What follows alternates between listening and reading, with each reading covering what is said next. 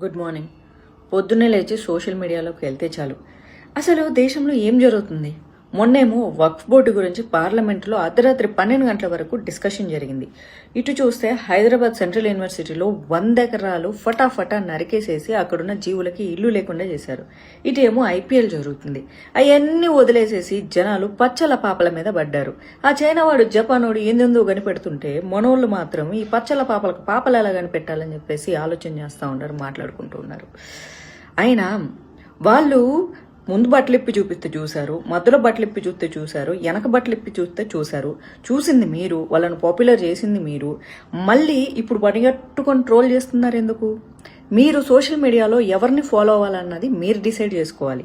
ఎవరికైతే ఫాస్ట్గా సోషల్ మీడియాలో గ్రోత్ వస్తుందో వాళ్ళు పని అంతే ఫాస్ట్గా పడిపోతారు. ఎందుకంటే ఎవరైతే ఫాస్ట్గా పైకి తీసుకెళ్తారో వాళ్ళే పడేస్తారు. జీవితంలో ఒక గోల్, ఫోకస్, వాళ్ళ కెరియర్ మీద వాళ్ళకంటూ ఒక అవగాహన ఉంటే వాళ్ళు సోషల్ మీడియా చూసేసి వెళ్ళిపోతూ ఉంటారు. కామెంట్ల సెక్షన్లోకి వచ్చి నువ్వు అలా చేసావు, వీడియో ఇలా చేశాడంటే ఎవరు కామెంట్లు పెట్టరు. సోషల్ మీడియా టైప్స్ కొన్ని ఉంటారు. అవసరమైన సందర్భానికి వాళ్ళు రియాక్ట్ అవుతూ ఉంటారు. ఒక ఆడపిల్ల మానభంగం జరిగితే దానికి జస్టిస్ కావాలని అడిగే వాళ్ళు ఉంటారు.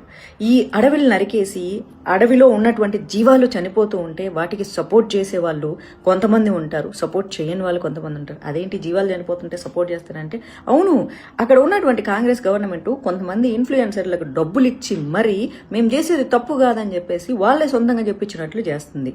అలాగే డబ్బులు మేము తీసుకోము, జీవాలే మాకు ఇంపార్టెంట్ అన్నటువంటి ఇన్ఫ్లుయెన్సర్స్ కూడా చాలా మంది ఉన్నారు. అలాగే స్టూడెంట్స్ రెస్పాండ్ అవుతున్నారు, ప్రజలు రెస్పాండ్ అవుతున్నారు. వక్ఫ్ బిల్లుకు సపోర్ట్ చేస్తూ భారతదేశంలో ల్యాండ్లు కాపాడుకోవాలనే వాళ్ళు ఉన్నారు. సరే, క్రికెట్ ప్రేమికులు క్రికెట్ చూస్తున్నారు, మరి మీరేం చూస్తున్నారు? భారతదేశానికి యువత వెన్నుముక్క అంట. ప్రపంచ దేశాల్లో ఎక్కువ యువత భారతదేశంలో ఉన్నారు. కానీ మన యువత దానికి పిల్లల్ని కనిపెడదాం, దీనికి పిల్లల్ని కనిపెడదామని ఓ 10 మందిని లెక్క పెట్టుకొని 10 మందిని కన్నాం అనుకుంటున్నారు. కానీ వాళ్ళని కన్నాక ఎట్లా పెంచి పోషించాలన్న భవిష్యత్ ప్రణాళికలు మాత్రం లేవు. మీరే ఆడపిల్లలు గుడ్డలిప్పితే వాళ్ళ స్వేచ్ఛని దుర్వినియోగం చేసుకుంటుంటే మీరే చూస్తారు, మీరే తిడతారు, మీరే లైకులు చేస్తారు, మీరే ఫాలోవర్స్ కొడతారు, మీరే వాళ్ళని పైకి తీసుకెళ్లి వాళ్ళని సొసైటీలో ఇన్ఫ్లుయెన్సర్స్గా నిలబెడతారు. అండ్ అలా ఫాలో అయ్యే వాళ్ళకి బేసిక్ నాలెడ్జ్ కూడా ఉండదు. అసలు ఆ అమ్మాయి ఏంటి, ఆ అమ్మాయి గురించి ఏంటి అని. ఐఎమ్ నాట్ టాకింగ్ అబౌట్ ఎలాంటి బట్టలు వేసుకుంటే వాళ్ళ క్యారెక్టర్, మోడర్న్ డ్రెస్ వేసుకుంటే బ్యాడ్ క్యారెక్టర్, చీర కట్టుకుంటే పవిత్రమైన క్యారెక్టర్ నేను అస్సలు చెప్పను. చాలా మంది చీర కట్టుకునే వాళ్ళలో దరిద్రమైన క్యారెక్టర్లు ఉంటారు. ఎస్, కొంపలు కూల్చే వాళ్ళు ఉంటారు. చిరిపోయిన జీన్స్ వేసుకునే అమ్మాయి పక్కన వాళ్ళకు కనీసం హాని కూడా చేయని అమ్మాయి ఉంటుంది. కానీ పనిగట్టుకొని సోషల్ మీడియాలో రెచ్చగొట్టాలి అని చెప్పేసి వీడియోలు చేసే అమ్మాయిలే నేను సపోర్ట్ చేయను. ఆడపిల్లలకి స్వేచ్ఛ అవసరము, కానీ ఆ స్వేచ్ఛ దుర్వినియోగం చేసుకోకూడదు. అలాంటి అమ్మాయిలు చూసి కంట్రోల్ చేసుకుంటున్న ప్రతి అబ్బాయికి నేను మనస్ఫూర్తిగా ధన్యవాదాలు తెలియజేస్తున్నాను. మీరు ఎప్పుడు అలాగే బుద్ధిగా ఉన్నానని కూడా చెప్తున్నాను. ఎస్, ఎక్కడో ఒక అమ్మాయి గుడ్డలిప్పి రెచ్చగొట్టి నాలుకలు బయటపెట్టి ఒళ్ళంతా బయటపెట్టి వీడియోలు చేస్తుంటే ఇంకెక్కడో అమ్మాయికి రేపులు జరుగుతున్నాయి. ఆ రీల్స్ చూసి వచ్చి ఇక్కడ రేపులు చేస్తున్నారు.